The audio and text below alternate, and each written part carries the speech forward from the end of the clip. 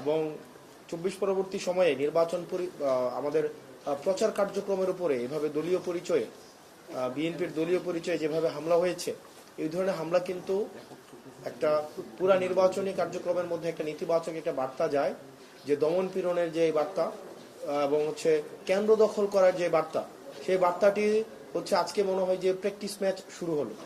আজকে practice match শুরু হলো এবং বিভিন্ন সময় আমরা দেখেছি যে কেন্দ্র দখল করার যে একটা প্রবণতা থাকে, ভয়ভীতি দেখানোর প্রবণতা থাকে।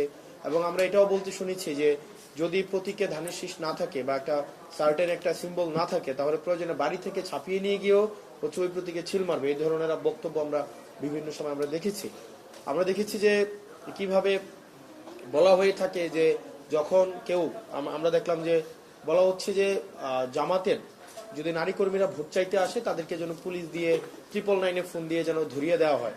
তো এই যে এক ধরনের আক্রমণাত্মক এক ধরনের আচরণ এবং প্রতিপক্ষের নির্বাচনী কার্যক্রমকে, প্রচার কার্যক্রমকে এভাবে আক্রমণ করার যে প্রবণতা, সেটি আসলে কতটা নির্বাচন দিন পর্যন্ত কতটা অংশগ্রহণমূলক নির্বাচন পরিচালিত হবে, সেটি নির্বাচন কমিশনের জন্য একটি চ্যালেঞ্জ বলে আমরা মনে করছি।